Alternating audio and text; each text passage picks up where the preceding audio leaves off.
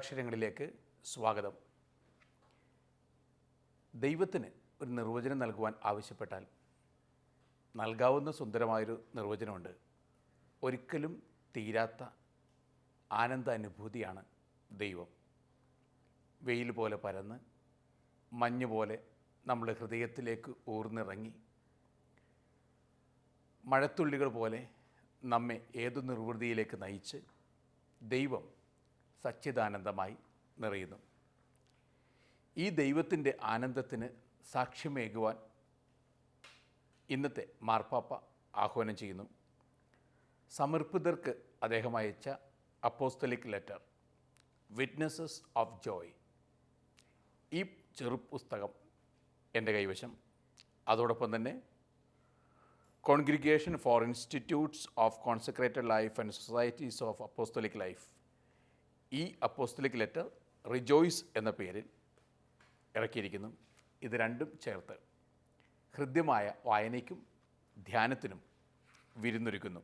മാർപ്പാപ്പ ആവർത്തിച്ച് പറയുന്നൊരു കാര്യമുണ്ട്. ഒരൊറ്റ പദം സമർപ്പിതരെ നിങ്ങളുടെ മുമ്പിൽ അവതരിപ്പിക്കാൻ ഞാൻ ആഗ്രഹിക്കുന്നു. ആവർത്തിച്ച് പറയാൻ ഒരൊറ്റ പദം മാത്രം: ജോയ്ഫുൾനെസ്, ആനന്ദം. Rejoice in the Lord always. ക്രിസ്തുവിൽ എപ്പോഴും ആനന്ദിക്കുക. മുഖത്തും ചൈതന്യങ്ങളിലൊക്കെ സമർപ്പിതർക്ക് ആനന്ദത്തിൻ്റെ ആഘോഷം ഉണ്ടായിരിക്കണം. ഫുൾട്ടൻ ജെഷീൻ ഇങ്ങനെ എഴുതുന്നുണ്ട്: പലപ്പോഴും പള്ളിയിലേക്ക് ആളുകൾ വന്നു ചേരാത്തതിൻ്റെ കാരണം വൈദികർക്കും സമർപ്പിതർക്കൊക്കെ വല്ലാത്ത ഗൗരവഭാവം മുഖത്ത് വരുന്നതുകൊണ്ടായിരിക്കാം. അതുകൊണ്ട് തന്നെ അവരുടെ അമിതമായ ഗൗരവത്തിന് മുമ്പിൽ ദൈവം തീർത്തും കാർക്കശ്യക്കാരനാണെന്നുള്ള ചിന്ത കൊണ്ട് അവർ പിന്തിരിഞ്ഞ് നടന്നു പോകുന്നു. അതാണ് സംഭവിച്ചുകൊണ്ടിരിക്കുക. മാർപ്പാപ്പ എഴുതുന്നു: കർത്താവിലൂടെ ഓരോ ദിവസവും ആനന്ദത്തിൽ നാം ജനനം കൊള്ളുന്നു. With Jesus we R being born again in joyfulness. ആ ഒരു ജോയ്ഫുൾനെസ്സിൻ്റെ സന്ദേശമാണ് മാർപ്പാപ്പ നൽകിക്കൊണ്ടിരിക്കുക. ഇങ്ങനെ ആനന്ദമുള്ള വ്യക്തികൾ മാർപ്പാപ്പയുടെ അഭിപ്രായത്തിൽ ഓരോ ദിവസവും ലോകത്തെ ഉണർവിലേക്ക് തൊട്ടുണർത്തുന്നു. ഫ്രാൻസിസ് അസീസിയുടെ മാതൃക മാർപ്പാപ്പ ഉദ്ധരിക്കുന്നുണ്ട്. ഫ്രാൻസിസ് അസീസി ഇങ്ങനെ ചിരിച്ചും ദൈവത്തിൻ്റെ സൂര്യപ്രകാശം പോലെ പരന്നൊഴുകിയും സഞ്ചരിക്കുകയായിരുന്നു. അദ്ദേഹത്തെക്കുറിച്ചൊരു ഹിസ്റ്റോറിയൻ എഴുതുന്നത് ഇങ്ങനെയാണ്: ഈ കോമാളിക്കൂട്ടം, കുട്ടിക്കോമാളിക്കൂട്ടം ചിരിച്ച് സ്വർഗത്തിലേക്ക് നടക്കുകയാണ്. There just smiling the problems away.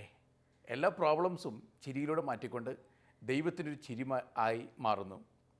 Francis Assisi ഇങ്ങനെ ഒരു നിർദ്ദേശം ശിഷ്യർക്ക് നൽകുന്നുണ്ട്: ലോകം മുഴുവൻ പോയി ക്രിസ്തുവിനെ പ്രസംഗിക്കുക. ആവശ്യമാണെങ്കിൽ, അത്യാവശ്യമാണെങ്കിൽ മാത്രം വാക്കുകൾ ഉപയോഗിക്കുക. ഈ ഒരു മനസ്ഥിതിയോടുകൂടി മുന്നോട്ട് നീങ്ങുവാനാണ് മാർപ്പാപ്പ സമർപ്പിതർക്ക് ആഹ്വാനം നൽകുക. ഒരു ചിരിയിലൂടെ നിങ്ങൾക്ക് ക്രിസ്തുവിനെ ലോകത്തിന് കൊടുക്കാൻ പറ്റുമെങ്കിൽ ആ ക്രിസ്തുവിനെ കൊടുക്കുക. ഒരു ചിരി ഒരു സന്ദേശമാക്കി മാറ്റുക. നിങ്ങളുടെ മുഖത്ത് നിറഞ്ഞു നിൽക്കുന്നത് ദൈവത്തിൻ്റെ മുദ്രയാകട്ടെ. ക്രിസ്തു നിങ്ങളുടെ മുദ്ര ചാർത്തിയ മുഖത്ത് പ്രശോഭിച്ച് നിൽക്കട്ടെ എന്നൊക്കെയാണ് മാർപ്പാപ്പ സമർപ്പിതരോട് പറഞ്ഞു നൽകുക. ഈ ജോയ്ഫുൾനെസ്, ആനന്ദം എന്ന പദം ഖാർ എന്ന മൂലപദത്തിൽ നിന്നും വരുന്നു. ആ മൂലപദം പരിശോധിച്ച് കഴിഞ്ഞാൽ ഹൃദയത്തിൻ്റെ ഒരു കുതിപ്പ് എന്നർത്ഥം വരും അതിന്. അതായത് ഭാവിയെയും ഭൂതത്തെയും വർത്തമാനകാലത്തെയും ഒരുപോലെ പുണർന്നുകൊണ്ടുള്ള ഹൃദയത്തിൻ്റെ ഒരു ഉയർത്തെഴുന്നേൽപ്പ് അനുഭവമാണ് ഈ ജോയ്ഫുൾനെസ് എന്ന് പറയുന്നത്. ഒരാൾ സമ്പൂർണ്ണതയിലേക്ക് എത്തുകയാണ്. അയാൾ ഈ പ്രസൻറ്റിൽ ജീവിക്കുകയാണ്. Living the present, being grateful about the past and being hopeful about the future. അങ്ങനത്തെ ഒരു അവസ്ഥയിലേക്ക് സമർപ്പിതർ നീങ്ങണം എന്നാണ് മാർപ്പാപ്പ ഓർമ്മപ്പെടുത്തുന്നത്. അടുത്തൊരു വാചകമുണ്ട്. അദ്ദേഹം പറയുന്നു: നോ ഹോളിനെസ് ഈസ് സാഡ്നെസ്. ഈ ഹോളിനെസ് എന്ന് പറയുന്നത് വല്ലാത്ത ആകുലഭാവം കൊണ്ട് നടക്കലല്ല. അദ്ദേഹം പറയുന്നത് ദൈവത്തിൻ്റെ സാന്ത്വനത്തെ പേടിപ്പിക്കുന്ന ചില സമർപ്പിതരെ ഞാൻ കണ്ടുമുട്ടിയിട്ടുണ്ട്. എപ്പോഴും മുഖത്തൊരു കാളിമ, അനാവശ്യമായ ഗൗരവം, ഒന്ന് ചിരിക്കാൻ പോലും മറക്കുന്നവർ. അങ്ങനെയുള്ളവർ ദൈവത്തിൽ നിന്നും ആളുകളെ അകറ്റിക്കളയും. നമ്മുടെ മലയാള കവി ഇങ്ങനെ എഴുതിയിട്ടുണ്ട്: പൗരോഹിത്യത്തിനും കുട്ടികൾക്കും ഇടയിൽ പൗരോഹിത്യം ഒരു കന്മതിൽ തീർക്കുന്നു. ഇനി ക്രൂശിതൻ താഴേക്കിറങ്ങി വരുന്നു. ക്രൂശിതൻ കുഞ്ഞുങ്ങളുമൊപ്പം കളിക്കുന്നു. കളിക്കുന്ന ക്രൂശിതനും കുഞ്ഞുങ്ങൾക്കുമിടയിൽ പുരോഹിതൻ കന്മതിൽ പോലെ നിൽക്കുന്നു. ഇത് കേൾക്കുമ്പോൾ പെട്ടെന്ന് ദേഷ്യം വരേണ്ട ആവശ്യമൊന്നുമില്ല അച്ഛന്മാർക്ക്. അങ്ങനെ ഒരാൾ ചിന്തിച്ചതിൽ കാര്യമുണ്ടോ എന്ന് ചോദിച്ചാൽ മതി. ഈ കളിക്കുന്ന, പള്ളിമുറ്റത്ത് കളിക്കുന്ന കുഞ്ഞുങ്ങൾക്കും അവരെ കളിപ്പിക്കുന്ന യേശുവിനും മധ്യേ പുരോഹിതനൊരു കന്മതിൽ പോലെ നിൽക്കുന്നുണ്ടോ? ഒരു സമർപ്പിതൻ, ഒരു സിസ്റ്റർ ഒരു കന്മതിൽ പോലെ നിൽക്കുന്നുണ്ടോ? അങ്ങനെ നിൽക്കുന്നുണ്ടോ എന്ന് ചോദിക്കുവാനാണ് മാർപ്പാപ്പ നമ്മുടെ ഹൃദയത്തെ തൊട്ടുണർത്തുന്നത്. അദ്ദേഹം പറയുന്നു, A gloomy disciple is A disciple of gloom. എപ്പോഴും ആകുലനായ ഒരു ശിഷ്യൻ ആകുലതയുടെ ശിഷ്യനാണ്, ക്രിസ്തുവിൻ്റെ ശിഷ്യനല്ല.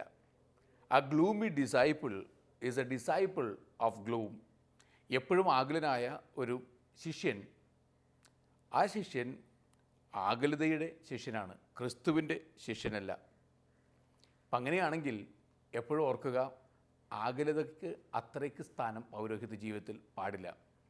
മംഗലാപുരത്ത് പഠിക്കുമ്പോൾ മംഗലാപുരം മുള്ളേഴ്സ് ഹോസ്പിറ്റൽ പ്രവർത്തിച്ചിരുന്ന ഏതാനും സിസ്റ്റേഴ്സിനെ ഓർമ്മ വരുന്നു. ശരിക്കും മാലാഖമാരെ പോലെ ഒരു രോഗിയുടെ കിടക്കയിൽ നിന്നും മറ്റൊരു രോഗി കിടക്കയിലേക്ക് അവർ സഞ്ചരിക്കും. അതിലൊരു മലയാളി സിസ്റ്ററെ പെട്ടെന്ന് ഓർമ്മ വരുന്നു. കാരണം ഇവർ ദൈവത്തിൻ്റെ പുഞ്ചിരി പോലെയായിരുന്നു, ദൈവത്തിൻ്റെ സാന്ത്വനം പോലെ, ദൈവത്തിൻ്റെ കരുണ പോലെ. അവരിങ്ങനെ വെള്ള വസ്ത്രത്തിൻ്റെ ശുഭ്ര അവസ്ഥകളൊക്കെ ഹൃദയത്തിൽ പേറി അങ്ങനെ തെന്നി നീങ്ങുന്നത് പോലെ, വെൺമേഘത്തിൻ്റെ നർത്തനം പോലെ മുന്നോട്ട് നീങ്ങിക്കൊണ്ടിരിക്കും. അവരെ രോഗികൾ വിളിച്ചൊരു പേരുണ്ട്, സിസ്റ്റർ ഗുഡ് ന്യൂസ്.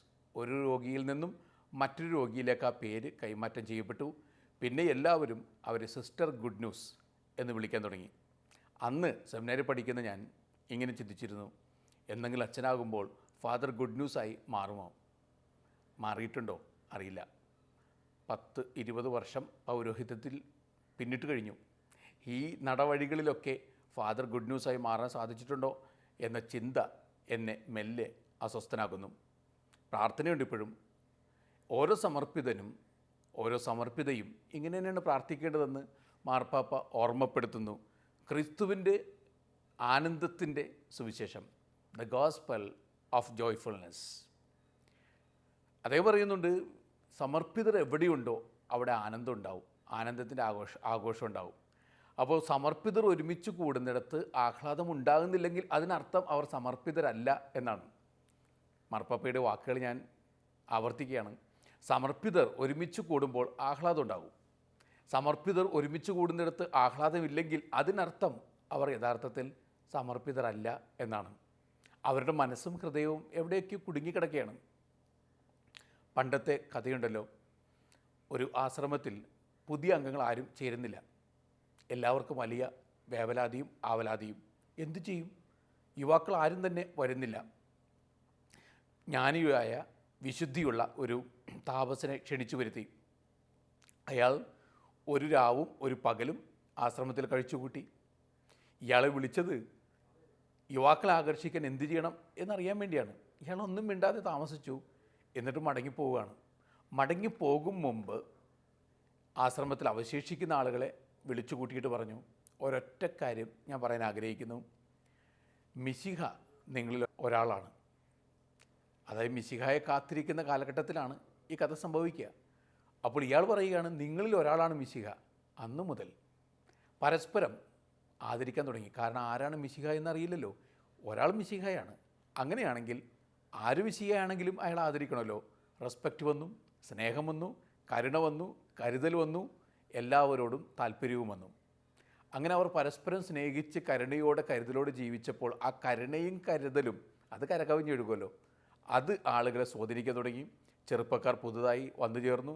ധാരാളം പേർ ആശ്രമത്തിൽ ചേർന്നു. ആ ആശ്രമം പടർന്ന് പന്തലിക്കുകയാണ് വടുമരം പോലെ. പ്രിയപ്പെട്ടവരെ, ഇത് തന്നെയാണ് മാർപ്പാപ്പയുടെ ഉദ്ബോധനവും. എല്ലാവരിലും ആനന്ദത്തിൻ്റെ ഉറവ അത് ക്രിസ്തു തന്നെയാണ്. ആ ക്രിസ്തുവിനെ കണ്ടെത്തിക്കൊണ്ട് rejoice in the lord always, കർത്താവിൽ എന്നും ആനന്ദിക്കുക. ഇങ്ങനെ ആനന്ദിക്കണമെങ്കിൽ ഒന്ന് രണ്ട് കാര്യങ്ങൾ കൂടി മനസ്സിലാക്കണം. ഒന്ന്, ദൈവത്തിന് നമ്മൾ വെറും അക്കങ്ങളല്ല, വ്യക്തികളാണെന്ന് തിരിച്ചറിയുക. You are not just a number but a person and God loves this person. ഇതിൽ സമാശ്വാസത്തിൻ്റെ വരിയാണ്. നിങ്ങൾ വെറും ഒരു അക്കമല്ല ദൈവത്തിന്. 1, 2, 3, 4 എന്ന് തിരിച്ച് ഒരക്കമായിട്ട് ദൈവം നിങ്ങൾ കണ്ടിട്ടില്ല. ഈ സാധാരണഗതിയിൽ ജയിൽ പുള്ളികൾക്കൊക്കെ ഒരക്കം കൊടുക്കുമല്ലോ, അല്ലെങ്കിൽ പണ്ടത്തെ കപ്പലിലെ തടവുകാർക്കൊക്കെ അവർക്കൊക്കെ ഒരു അക്കം ഉണ്ടായിരിക്കും. പണ്ടൊക്കെ അവരുടെ മാംസത്തിൽ തന്നെ പച്ച കുത്തും പോലെ അവരുടെ നമ്പർ കുത്തിവെക്കുകയായിരുന്നു. അതോടുകൂടി അവരുടെ പേര് പോവും, മേലുവിലാസം പോവും, അവർക്ക് പിന്നെ സ്വരമില്ല, സ്വത്വമില്ല, ഒന്നുമില്ല. അങ്ങനെ അക്കങ്ങളായി മാറുന്ന മനുഷ്യർ ഇപ്പോഴും ഉണ്ട്, വെറും അക്കങ്ങളെ പോലെ ജീവിക്കുന്ന ആളുകൾ. പക്ഷേ ദൈവത്തിന് നമ്മളാരും വേറെ അക്കങ്ങളല്ല. ദൈവത്തിന് നമ്മൾ സ്വത്വമുള്ള, സ്വരമുള്ള, ഹൃദയമുള്ള വ്യക്തികളാണ്. ദൈവത്തിൻ്റെ ഹൃദയത്തിൽ ഈ വ്യക്തികൾക്ക് ഇരിപ്പിടവും ദൈവം ഒരുക്കിയിട്ടുണ്ട്. ഇത് ആദ്യത്തെ ഒരു ബോധ്യമാകണം. ഈ ബോധ്യത്തിൽ നിന്നാണ് നമുക്ക് സന്തോഷം ഉണ്ടാവുക. ഈ ബോധ്യം വന്നു കഴിയുമ്പോൾ മറ്റുള്ളവർ വെറും അക്കങ്ങളാക്കി മാറ്റുന്ന പ്രവണതയും മാറും. ദൈവം നമ്മളെ വ്യക്തികളായിട്ട് സ്വീകരിച്ചിട്ടുണ്ടെങ്കിൽ മറ്റുള്ളവരെ വ്യക്തികളായി സ്വീകരിക്കാൻ നമുക്ക് ഒരു ഉൾപ്രേരണ കിട്ടും. രണ്ടാമതായിട്ട്, യഥാർത്ഥ ആനന്ദം കിട്ടണമെന്നുണ്ടെങ്കിൽ നമ്മുടെ ഉള്ളിൽ നിന്നും ഒരു പുറപ്പാട് വേണം. നമ്മളൊക്കെ നമ്മളിൽ തന്നെ കുടുങ്ങിക്കിടക്കുകയാണ്. ഈ കുടുങ്ങിക്കിടക്കുന്ന അവസ്ഥയിൽ നിന്നും ഒരു എക്സഡസ്, ഒരു പുറപ്പാട് ആവശ്യമുണ്ട്. ഈ പുറപ്പാട് റീലൊക്കേഷൻ ഓഫ് അവർ സെൽസ്, നമ്മളെ തന്നെ ഒന്ന് റീലൊക്കേറ്റ് ചെയ്യണം. അതായത് എവിടെയൊക്കെ നമ്മൾ സെൻട്രലൈസ് ചെയ്തിട്ടുണ്ട് നമ്മളിൽ തന്നെ, അവിടെ നിന്ന് റീലൊക്കേഷൻ സംഭവിക്കണം. മൂന്നാമതായിട്ട്, നമ്മൾ നമ്മുടെ പേഴ്സണൽ സ്റ്റോറി ഒരിക്കൽ കൂടി ഒന്ന് വായിക്കണം. അത് നമ്മുടെ കണ്ണുകൾ കൊണ്ടല്ല, കർത്താവിൻ്റെ കണ്ണുകൾ കൊണ്ട്. നമ്മുടെ ജീവിതത്തിൻ്റെ സ്ക്രിപ്റ്റ് ഉണ്ട്, അതൊന്നും കൂടി ഒന്ന് കർത്താവിൻ്റെ കണ്ണുകളുടെ വെട്ടത്തിലൊന്ന് വായിച്ചെടുക്കണം. അപ്പോൾ നമ്മളെ തന്നെ വ്യക്തമായിട്ടൊന്ന് തിരിച്ചറിയാൻ നമുക്ക് സാധിക്കും. അങ്ങനെ വായിച്ചതിന് ശേഷം തിരുത്തേണ്ട ഘടകങ്ങൾ കണ്ടെത്താൻ പറ്റും. Scrutinise it and scrutinise in the life of Christ. ഇത് ആവശ്യമാണ്. ഇപ്പം എൻ്റെ ഉള്ളിലുള്ള ആനന്ദത്തിൻ്റെ ഉറവകളൊക്കെ വറ്റി വരണ്ട് പോയിട്ടുണ്ടെങ്കിൽ, ഉറവകൾക്ക് പകരം മരുഭൂമികൾ രൂപപ്പെട്ടിട്ടുണ്ടെങ്കിൽ അതിന് കാരണം എന്താണ്? ആ കാരണം എന്താണെന്ന് ഞാൻ കണ്ടെത്തണം. അതുകൊണ്ടാണ് I have to read my personal story in the light of Christ. അത് അടുത്തൊരു തലമാണ്. നാലാമത്തെ തലം, നിങ്ങൾ ആരെങ്കിലും ആയിക്കൊള്ളട്ടെ, പക്ഷേ ഏറ്റവും പ്രധാനപ്പെട്ട കാര്യം നിങ്ങൾ യേശുവിൻ്റെ ശിഷ്യനാവുക എന്നുള്ളതാണ്. മാർപ്പാപ്പ പറയുന്നു, ഒരാൾ മാർപ്പാപ്പയോ കർദിനാളോ മെത്രാനോ പുരോഹിതനോ എന്തെങ്കിലുമൊക്കെ ആയിരിക്കാം, പക്ഷേ അയാൾ ഡിസൈപ്പിൾ അല്ലെങ്കിൽ, ക്രിസ്തുവിൻ്റെ ശിഷ്യനല്ലെങ്കിൽ അതുകൊണ്ടൊരു കാര്യമില്ല. അപ്പോൾ ഒരാളെ ദൈവം വിളിച്ചിരിക്കുന്നത് പ്രാഥമികമായിട്ട് ക്രിസ്തുവിൻ്റെ ശിഷ്യരാകാൻ വേണ്ടിയാണ്. അപ്പോൾ ക്രിസ്തുവിൻ്റെ ശിഷ്യരാണെങ്കിൽ ഹാപ്പിനെസ് ഗ്യാരൻറ്റീഡാണ്.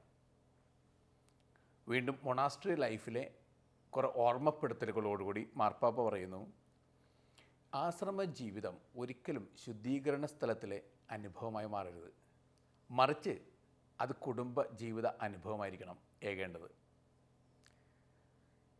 ഒരു സിസ്റ്ററോടൊപ്പം ജൂനിയർ സിസ്റ്റേഴ്സ് അല്പം നരകിച്ച് കഴിച്ചു കൂട്ടിയിരുന്നു ഒരു കോൺവെൻറ്റിൽ. വെറും നുറുങ്ങ് കഥയാണ്. അവസാനം ഈ സിസ്റ്റർ സമയമായപ്പോൾ മരിച്ചു. പിന്നീട് ജൂനിയർ സിസ്റ്റേഴ്സ് പിക്നിക്കിന് മധ്യേ എല്ലാവരും അപകടത്തിൽപ്പെട്ട് മരിച്ച്. അവർ ജൂനിയേഴ്സാണ്, നന്മ നിറഞ്ഞവരാണ്, അധികം കാപട്യമൊന്നുമില്ലാത്തവരാണ്. നേരെ സ്വർഗത്തിലേക്ക് അവർ സ്വർഗത്തിലേക്ക് ചെന്നു. അവർ ആദ്യം പ്രതീക്ഷിച്ചത് ഇത്രയും നാൾ അവരെ വളർത്തിയ ആ മദർ അവിടെ ഉണ്ടാവുമെന്നാണ്. കണ്ടില്ല. കുറേയേറെ നാളുകൾക്ക് ശേഷമാണ് അവിടെ മദർ എത്തിച്ചേരുന്നത്. ജൂനിയർ സിസ്റ്റേഴ്സ് അത്ഭുതപ്പെട്ടു. അയ്യോ, എന്തേ ഇത്രയും നാളും നിങ്ങളിവിടെ എത്താതിരുന്നത്? അപ്പോൾ മദർ പറഞ്ഞു, ഞാൻ നിങ്ങൾ ഒരുപാട് പീഡിപ്പിച്ചതല്ലോ, ഒരുപാട് പീഡിപ്പിച്ചിട്ടുണ്ട്. കറക്ഷനും ഡിറക്ഷനും കമാൻഡിങ്ങും ഡിമാൻഡിങ്ങും ഒക്കെ ചേർത്ത് വല്ലാതെ പീഡിപ്പിച്ചു. അതുകൊണ്ട് തന്നെ ഞാൻ ശുദ്ധീകരണ സ്ഥലത്തിലായിരുന്നു. അവിടെ നിന്നും ശുദ്ധി നേടിയിട്ടാണ് ഇവിടെ എത്തിയത്. അപ്പോൾ ജൂനിയർ സിസ്റ്റേഴ്സിനോട് മദർ ചോദിക്കും, പക്ഷെ നിങ്ങളിങ്ങനെ ഡയറക്റ്റായിട്ട് അവിടെ എത്തിയല്ലോ. അപ്പോൾ ജൂനിയർ സിസ്റ്റേഴ്സ് പറയുന്നു, അമ്മയുടെ കൂടെ ഞങ്ങൾ കുറച്ച് വർഷം ഉണ്ടായിരുന്നല്ലോ, അതുകൊണ്ട് വേറെ ശുദ്ധീകരണ സ്ഥലത്തൊന്നും പോകണ്ട എന്ന് സെയിൻറ്റ് പീറ്റർ പറഞ്ഞു. നേരെ സ്വർഗത്തിലേക്ക് കയറ്റിവിട്ടു. ചില മനുഷ്യരൊക്കെ ശുദ്ധീകരണ സ്ഥലത്തിലെ തീയുടെ അനുഭവം നൽകുന്നവരാണ്. മറ്റുള്ളവർ എരിക്കുകയാണ്, കത്തിച്ചെരിച്ച് വെണ്ണീറാക്കി മാറ്റുന്ന ചില വല്ലാത്ത പെർഫെക്ഷനിസ്റ്റിക് ആറ്റിറ്റ്യൂഡ്. അപ്പം അതുകൊണ്ടാണ് മാർപ്പാപ്പ പറയുന്നത്, monastery must be a family but not a purgatory. അടുത്തതായിട്ട്, ഒരാൾക്ക് ജെന്യുവിനായിട്ട് ഹാപ്പിനെസ് ഉണ്ടാവണമെങ്കിൽ കൺസിസ്റ്റൻസിയും ഒതൻറ്റിസിറ്റിയും വേണം. അതായത് ഒരു സ്ഥിരത വേണം. ഈ മൂഡുകളൊക്കെ സദാസമയം മാറിക്കൊണ്ടിരിക്കുക എന്ന് പറയുന്നത് സന്യസ്തർക്ക് യോജിക്കില്ല എന്ന് മാർപ്പാപ്പ ഓർമ്മപ്പെടുത്തുന്നു. Switch on, switch off. Switch on ആണെങ്കിൽ ഓക്കെ, സ്വിച്ച് ഓഫ് ആയിരിക്കുമ്പോൾ ഒട്ടും ഓക്കെ അല്ല. ശരിക്കും മനുഷ്യരുടെയൊക്കെ മൂഡുകൾ ഇടയ്ക്ക് മാറാം, പക്ഷേ എപ്പോഴും മാറിക്കൊണ്ടിരിക്കുന്ന മൂഡുകളും ഒരു മൂഡിൽ നിന്നും മറ്റൊരു മൂഡിലേക്ക്, ഒരു ധ്രുവപ്രദേശത്തേക്ക് നീങ്ങുന്ന അത്രയും അകലങ്ങളുണ്ടായിരിക്കുകയും ചെയ്യുന്ന ആ ഒരു അവസ്ഥയെക്കുറിച്ചാണ് മാർപ്പാപ്പ പറയുക. അതുകൊണ്ട് കൺസിസ്റ്റൻസി എന്ന് പറയുന്നത് വലിയൊരു വെർച്യുവാണ്. ഇനി കൺസിസ്റ്റൻസി വരുന്നത് ഒതൻറ്റിസിറ്റിയിൽ നിന്നാണ്, ആധികാരികതയിൽ നിന്ന്. നമുക്ക് അതോറിറ്റേറിയനായിട്ട് ജീവിക്കാൻ പറ്റും, അധികാരമുള്ളവരെ പോലെ. അതായത് പുറത്തുനിന്ന് കിട്ടുന്ന അധികാരങ്ങൾ നെഞ്ചോട് ചേർത്ത് വെച്ചുകൊണ്ട് ഞാനൊരു അധികാരിയാണ് എന്ന് എപ്പോഴും പറയാൻ പറ്റും. I am the mother superior, or I am the father superior, I am the bishop എന്നൊക്കെ പറയാൻ സാധിക്കും. And that authority is from outside. ആ അതോറിറ്റിയുമായിട്ട് ഒരുപാട് നാൾ മുന്നോട്ട് പോകാൻ പറ്റില്ല. പക്ഷേ if the authority is from within, അകത്ത് നിന്നാണ് അധികാരമുള്ളെങ്കിൽ, ഒരാളുടെ ജീവിതത്തിൻ്റെ ആധികാരികത, ഒരാളുടെ സ്നേഹത്തിൻ്റെ കനിവിൻ്റെ ആധികാരികത, ഒരാളുടെ ജീവിത വിശുദ്ധിയുടെ ആധികാരികത അതൊരാൾക്കുണ്ടെങ്കിൽ ആ ആധികാരികത ഉള്ള വ്യക്തി സംസാരിക്കുമ്പോൾ അത്ഭുത മഴ പോലെ പെയ്യാൻ തുടങ്ങും. ഇപ്പോഴത്തെ മാർപ്പാപ്പ ആധികാരികതയുള്ള വ്യക്തിയാണെന്ന് ലോകം മുഴുവൻ സമ്മതിക്കുന്നുണ്ട്. കാരണം ഒന്നാമത് കരകവിയുന്നത് പോലുള്ളൊരു വ്യക്തിത്വം, രണ്ടാമത് പറയുന്നതൊക്കെ പ്രവർത്തിക്കുന്നു. ഹി വാക്സ് ദ ടോക്ക് എന്നൊരാൾ എഴുതി ഈ മാർപ്പാപ്പയെക്കുറിച്ച് തന്നെ. He wax the talk. അദ്ദേഹം പറയുന്നത് അദ്ദേഹം നടന്ന് കാണിക്കുകയാണ്, പ്രവർത്തിച്ച് കാണിക്കുകയാണ്. അങ്ങനെ ചെയ്യണം സമർപ്പിതർന്ന് എന്ന് അദ്ദേഹം പറയുമ്പോൾ, ആധികാരികതയുള്ള ഒരാൾ പറയുന്ന കാര്യങ്ങൾ നെഞ്ചോട് ചേർത്ത് പിന്നെ നെഞ്ചിൽ കനം വന്ന് അസ്വസ്ഥത വന്ന് പിന്നെ ഒന്ന് നന്നായിക്കൂടെ എന്നൊരു ചോദ്യം ഉയർന്ന് നന്നാവും. ഇതാണ് സംഭവിച്ചുകൊണ്ടിരിക്കുന്നത്. അടുത്തൊരു സന്ദേശം കൂടി മാർപ്പാപ്പ, ഒരു അമ്മ കുഞ്ഞിനോട് പറയുന്നത് പോലെയാണ്, do not speak badly of others. മറ്റുള്ളവരെക്കുറിച്ച് കുറ്റം പറയാതിരിക്കുക. അദ്ദേഹം പറയുന്നു, പ്രശ്നങ്ങൾ ഒരുപാടുണ്ട്, പക്ഷേ സഹിഷ്ണുത വേണം. സത്യത്തിൽ എന്താണ് സഹിഷ്ണുത എന്ന് പറയുന്നത്? The more perfect you are, the more tolerant you are towards the imperfection of others എന്ന് പണ്ടത്തെ ഒരു വിശുദ്ധൻ എഴുതി. The more perfect you are, the more tolerant you are towards the imperfection of others. പൂർണ്ണത കൂടുന്നവന് മറ്റുള്ളവരുടെ അപൂർണത സഹിക്കുവാനുള്ള സഹിഷ്ണുതയും കൂടും. അപ്പോൾ മറ്റൊരാളുടെ കുറവിനെ ഒട്ടും സഹിക്കാൻ പറ്റുന്നില്ല എന്നതിൻ്റെ അർത്ഥം എന്താണ്? നമ്മളിൽ ആത്മീയതയുടെ ഒരു പൂർണ്ണതയും ഇല്ലെന്നുള്ളതാണ്. എപ്പോഴും പരിഭവം പറയുന്ന ഒരാൾ ആത്മീയ വ്യക്തിത്വം ആയിരിക്കാൻ ഒരു സാധ്യതയുമില്ല. എവിടെ നോക്കിയാലും കുറ്റം കണ്ടെത്തുന്നയാൾ, എപ്പോൾ നോക്കിയാലും പരാതി പറയുന്ന ആൾ, പരിഭവങ്ങൾ മാത്രം മുഖമുദ്രയാക്കിയ ആൾ, അങ്ങനെയുള്ള വ്യക്തി ആത്മീയതയുള്ള വ്യക്തിയാണെന്ന് ആർക്കെങ്കിലും പറയാൻ പറ്റുമോ? So spirituality is the capacity to tolerate the differences.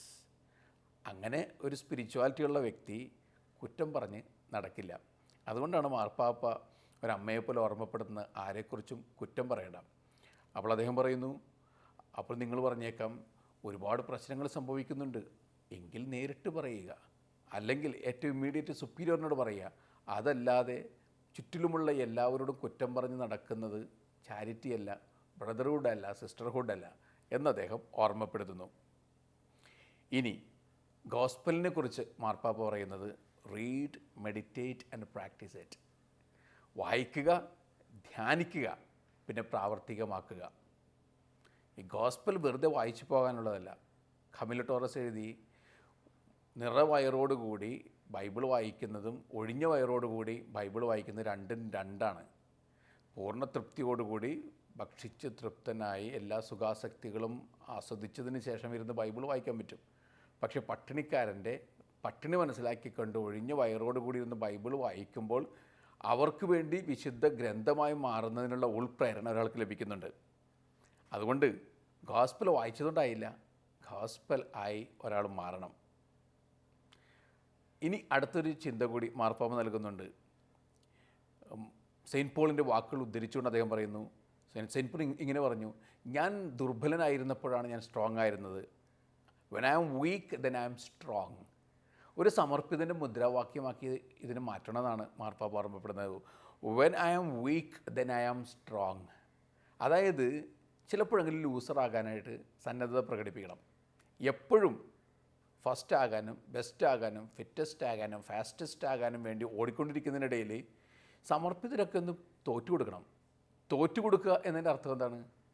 എല്ലാവരെക്കാളും മുന്നേ ഓടുന്ന ഒരാളായി മാറണ്ട, ഇടയ്ക്ക് തോറ്റൊന്ന് പിന്മാറുക, തോറ്റവൻ്റെ തത്വശാസ്ത്രം സ്വീകരിക്കുക. ഇത് സമർപ്പിതർക്കും വൈദികർക്കും നല്ലൊരു സന്ദേശമാണ്. എപ്പോഴും എല്ലാവരേക്കാളും മേൽക്കോയ്മ നേടുന്ന ആ രാജകീയ ആറ്റിറ്റ്യൂഡുകൾ മാറ്റിയിട്ട് സേവകൻ്റെ ആറ്റിറ്റ്യൂഡ് സ്വീകരിക്കുക. തോറ്റു കൊടുക്കാൻ സന്നദ്ധരാകണം. ലൂസറാകുന്നതിലുള്ളൊരു സന്തോഷമുണ്ട്. എല്ലാവരും തോൽപ്പിച്ച് തലവെട്ടി എറിഞ്ഞ് ഒരാൾ മുന്നേറും. അങ്ങനെ തലവെട്ടി എറിഞ്ഞ് മുന്നേറുന്നതിനിടയിൽ അയാൾ ഒറ്റയാനാണ്. അയാൾ ജയിച്ചു, യുദ്ധത്തിലൊക്കെ ജയിച്ചു. പക്ഷേ ജയിച്ചത് ഒരുപാട് പേരെ തോൽപ്പിച്ചുകൊണ്ടാണ്. ഒരുപാട് പേരുടെ തല അരിഞ്ഞ് കളഞ്ഞിട്ട് നിങ്ങൾ ഒന്നാമനായി എന്ന് ഊറ്റം കൊള്ളുമ്പോൾ ഓർക്കുക, നിങ്ങൾ ആർക്ക് വേണ്ടിയാണ് ഒന്നാമനായത്? അപ്പോൾ മാർപ്പാപ്പ ചോദിക്കുന്നു, ഇടയ്ക്കെങ്കിലും ഈ ലൂസറിൻ്റെ ജോയ്ഫുൾനെസ് സ്വീകരിക്കുവാൻ മനസ്സിനെ തയ്യാറാക്കിയിട്ടുണ്ടോ?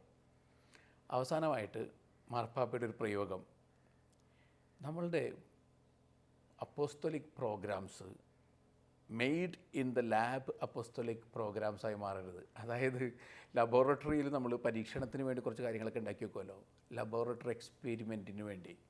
അതുപോലെ ആകരുത് അപ്പോസ്തോലിക് പ്രോഗ്രാംസ്. മാർപ്പാപ്പ തുറന്നു പറയുന്നു, അങ്ങനെ കുറേ എക്സ്പെരിമെൻ്റ് നടത്തി കുറേ തത്വങ്ങളും തിയറികളും ഉണ്ടാക്കലല്ല ക്രിസ്തീയ സുവിശേഷവൽക്കരണം. ഒരു എക്സഡസ്, നിൻ്റെ ചെറുലോകത്തിൽ നിന്നും പുറത്തേക്ക് പോവുക, എവേക്ക് ദ വേൾഡ്, ലോകത്തെ വിളിച്ചുണർത്തുക, എന്നിട്ട് ലോകത്തിന് ആനന്ദദായകത്വത്തിൻ്റെ സുവിശേഷകമായി മാറുക. അങ്ങനെ ഈ മാർപ്പാപ്പ പുഞ്ചിരിക്കുന്ന മാർപ്പാപ്പ പുഞ്ചിരിയോടെ പറയുന്നു, smile your problems away and smile and give Christ through your smile and be the joyfulness and the gospel of joyfulness. അങ്ങനെയൊക്കെയായി മാറുന്നതിനെക്കുറിച്ച് നമുക്ക് ധ്യാനിക്കാം. നമ്മുടെ സ്വപ്നങ്ങൾ കത്തി നിൽക്കട്ടെ കണ്ണുകളിലും ഹൃദയത്തിലും. എന്നിട്ട് ദൈവത്തിൻ്റെ സുവിശേഷങ്ങളായിട്ട് നമുക്ക് സഞ്ചരിക്കാം. ദൈവം അതിന് എന്നെയും നിങ്ങളെയും നമ്മളെ ഏവരെയും അനുഗ്രഹിക്കട്ടെ. നല്ല യാത്ര നേരുന്നു.